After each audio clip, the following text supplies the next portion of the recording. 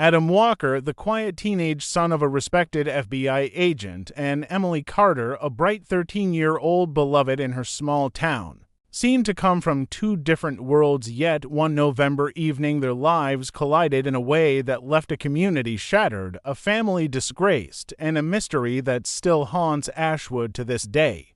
In the town of Ashwood, Virginia, life moved slowly and predictably. The kind of place where people left their doors unlocked and waved to their neighbors from their driveways. On one of the quiet cul-de-sacs sat the Walker home, a two-story brick house with freshly trimmed hedges and an American flag swaying gently in the front yard. To outsiders, the Walkers seemed like the perfect family. Thomas Walker, the father, was an FBI agent who carried himself with an air of calm authority. He was respected, admired, and often asked to give talks at the local high school about careers in law enforcement. His wife, Helen, was the type of woman everyone described as involved. She organized bake sales, volunteered at the church pantry, and always had a warm smile ready for anyone she met. Then there was Adam, their only son. At first glance, Adam blended in like any other teenager. He mowed the lawn on weekends, rode his bike around the block, and sometimes joined his parents at Sunday service. He wasn't the loudest in the room, nor was he the most outgoing. Most of the neighbors would have described him as quiet but polite. He had a sharp look in his eyes, though, something that gave the impression of a kid always watching, always thinking. Teachers at school noticed the same. His grades were decent, sometimes better than decent, but his behavior puzzled them. He didn't misbehave, yet he rarely connected. He sat in the back of the classroom, eyes on the teacher, but never raising his hand. Group projects were uncomfortable for him, and though he always completed his share, he never engaged with the others. What few people knew was how much pressure he carried. Growing up with a father who was both respected and feared in the community was no small weight. Thomas Walker expected discipline, structure, and achievement. To him, failure was not an option, and Adam felt that in every conversation, every glance across the dinner table. At home, the air could be heavy. Helen tried to soften things with her cheerful routines, but Adam often felt trapped between his father's expectations and his own uncertain identity. He wasn't athletic, though Thomas encouraged sports. He wasn't popular, though Helen wished he'd bring friends over. Inside his room, Adam withdrew into a world of books, online forums, and long stretches of silence. He read obsessively, often about crime and psychology. Neighbors would later say they noticed him staring into the woods behind the house for long periods, as if lost in thought. But back then, nothing seemed alarming. People assumed he was just another shy teenager trying to find his place. The Walkers' image of success, however, was a carefully balanced mask. On the outside, they represented order, respect, and safety. On the inside, Adam's quiet detachment was growing into something no one around him could fully see. His life seemed ordinary, yet beneath the polished surface of the Walker home, cracks were forming, cracks that would soon widen into something far darker than anyone in Ashwood could ever imagine. The evening of November 14th began like any other in Ashwood. The air was crisp, leaves scattered across the sidewalks, and the faint glow of porch lights gave the neighborhood a cozy warmth. 13-year-old Emily Carter had stayed after school for choir practice, something she loved more than anything. She was known for her bright smile, her curiosity, and the way she seemed to bring energy into every room she entered. Her parents expected her home by 6. When the clock ticked past 7 with no sign of her, unease crept in, calls to her phone went unanswered, and by 8, panic had set in. Emily's parents contacted the police, and within the hour, officers began a search. Friends recalled seeing her walking down Maple Street, backpack slung over her shoulder, humming softly to herself. That was the last time anyone saw her alive. Volunteers joined in, combing through parks, alleys, and wooded paths. Flashlights pierced the dark as voices echoed Emily's name into the night. For a community unaccustomed to crime, the sudden disappearance was terrifying. Parents clutched their children tighter, locking doors they usually left open. Around midnight, a neighbor walking his dog stumbled onto something that changed everything. Deep in the woods near the Walker home, he noticed a pile of leaves disturbed in an unnatural way. As he approached, the beam of his flashlight revealed the outline of a small body. It was Emily. Her lifeless form was partially concealed beneath dirt and foliage, as if someone had tried to cover her in haste. Her backpack lay tossed aside, straps tangled in the underbrush. The scene was raw, chilling, and impossible to process. When the police arrived, they sealed off the area and began documenting every detail. The discovery sent shockwaves through the community. Neighbors who had been watching from their porches whispered in disbelief as news spread like wildfire. A girl taken in broad daylight, left discarded just a short walk from home. It didn't make sense. For Emily's parents, grief and horror collided in an instant. Their daughter had vanished only hours before, and now she was gone forever. Investigators worked through the night. They studied the ground for footprints, examined the branches for signs of struggle, and gathered anything that could serve as evidence. The lack of forced entry into Emily's personal belongings suggested she had trusted whoever lured her there. That fact made the crime even more unsettling. Whoever did this wasn't a stranger lurking in the shadows. It was someone she knew, or at least felt safe enough to follow. Surveillance footage became the next step. Cameras along the route Emily usually walked were reviewed frame by frame. In one grainy clip, she was seen heading toward the neighborhood where the Walkers lived, her pace calm, unaware of the danger awaiting her. That single clue would narrow the investigation and point detectives in a direction that no one in Ashwood was prepared to face. The illusion of safety in the quiet town was shattered, replaced by a haunting question: who among them could have done this? Detectives pored over the evidence, determined to piece together the puzzle. Emily's phone became the key. After hours of digital tracing, investigators discovered a series of messages exchanged with an unfamiliar number.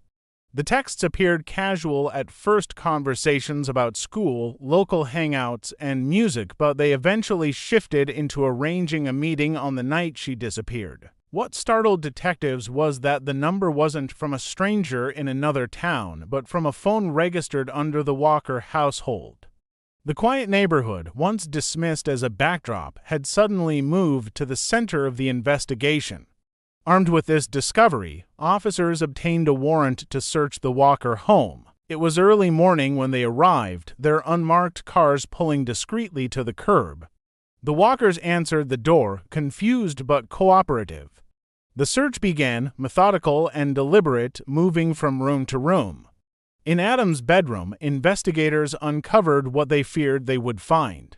Inside his closet, beneath a pile of laundry, they discovered a hoodie stained with blood. Alongside it lay a pair of sneakers with soil clinging to the soles that matched the ground where Emily's body had been found.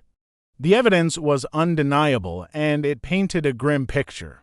The news spread quickly, leaving neighbors stunned. How could the son of a respected FBI agent be linked to such a brutal act? The community that once viewed Adam as quiet and harmless now whispered about his odd behavior, his distant stares, and the way he seemed to hover on the edge of social circles. Teachers recalled his fascination with crime-related research. Classmates remembered unsettling comments brushed off as teenage humor. In hindsight, people began to wonder if the signs had always been there, hidden in plain sight. The arrest was swift. Adam was placed in handcuffs as cameras captured the shocking scene. His father, Thomas Walker, stood nearby in silence, his face locked in disbelief. The image of a decorated agent watching his son taken away by officers was one that left a deep impression on the town. For Thomas, the roles had reversed in the most painful way. He was no longer the agent in control of a case, but a father confronted with an unthinkable reality. Prosecutors wasted no time building their case. They argued that Adam had lured Emily out under the guise of friendship, taking advantage of her trust. His internet history showed searches on police investigations, forensic methods, and even articles about how criminals avoided detection. To them, it wasn't just a tragic mistake, it was premeditated. Investigators suggested Adam might have been testing the boundaries of control, driven by a mix of curiosity and darker impulses. As the story unfolded in the media, the Walker name, once synonymous with honor and service, became entangled with shame and suspicion. Neighbors who once waved warmly avoided eye contact. Friends who had once shared dinners with the family now kept their distance. The arrest was not just a moment of justice. It was a fracture that changed the town's perception forever. What had begun as the search for a missing girl had turned into a revelation that the monster everyone feared wasn't a stranger at all, it was someone raised in the heart of their own community. Adam Walker's time in county jail was marked by silence. Unlike many of the other inmates, he rarely spoke, choosing instead to sit alone on the edge of his bunk, staring at the cement wall for hours. Guards noted his behavior in their reports, describing him as withdrawn and eerily calm. He didn't show signs of anger or panic, emotions expected from someone his age facing charges of such magnitude. Instead, he seemed trapped in a world of his own, neither resisting nor cooperating fully, as if the gravity of his actions hadn't yet registered. At first, jail staff assumed his isolation was a coping mechanism. Teenagers in adult facilities often struggled to adjust, and Adam's background as the son of an FBI agent only made him stand out more. Word of his alleged crimes spread quickly through the jail's population, and that made him a target. Inmates whispered about him in the cafeteria, some expressing disgust, others making threats under their breath. Though the jail kept him under watch, rumors circulated that someone would eventually make him pay for what he'd done. The first weeks passed without incident, but tension simmered beneath the surface. Adam ate quietly, returned to his cell, and rarely ventured into common areas. He avoided eye contact, even with guards. Visitors were scarce. His mother came once, her face pale and voice trembling, but she never returned after that. His father, weighed down by his position and the shame of the accusations, managed only a single visit. For those who worked at the jail, the image of the boy sitting silently across from the seasoned FBI agent was unforgettable. A father who had spent his life pursuing criminals now confronting the reality that his own son was among them. Then, 3 weeks after his arrest, the routine shattered. On a cold morning, guards making rounds found Adam lying motionless in his cell. At first, they thought he was asleep, but attempts to wake him failed. Emergency measures were taken, CPR, frantic calls for medical staff, but nothing revived him. By the time paramedics arrived, Adam Walker was pronounced dead. He was just 16 years old. The official explanation came quickly: suicide. Authorities stated that he had taken his own life, though the method was never fully detailed in public reports. Yet whispers began almost immediately. Some staff members insisted he had shown no signs of suicidal behavior. Others pointed out that his high-profile case and the hatred it generated among inmates made him a likely target for violence. Despite the surveillance footage showing no one entering his cell during the critical hours, speculation persisted. News of his death spread through Ashwood as quickly as Emily Carter's murder had. For some, it felt like justice served, a tragic end for a boy who had committed an unforgivable act.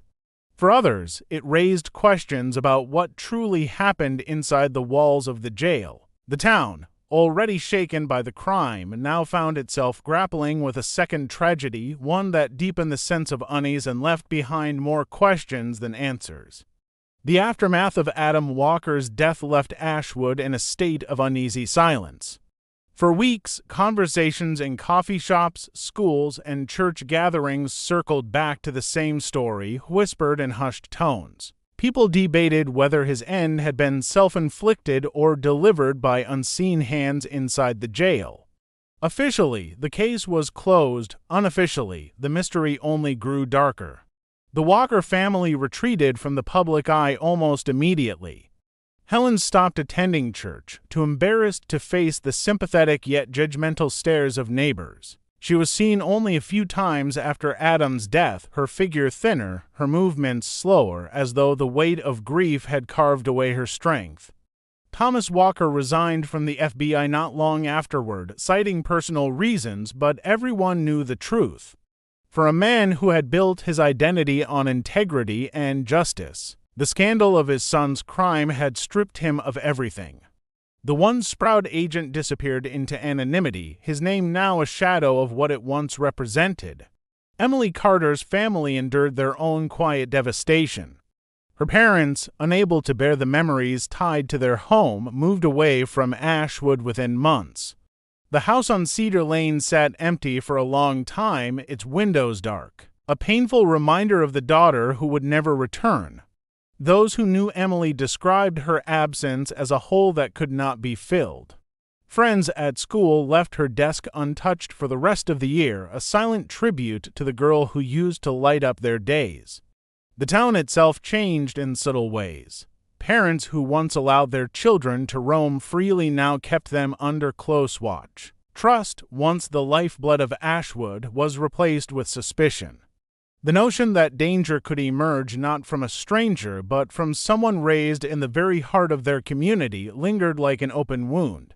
The Walker house, though still standing, became a point of morbid curiosity. Some claimed they saw lights flicker late at night, as though the ghosts of the past refused to leave. The unanswered questions fueled the story's longevity.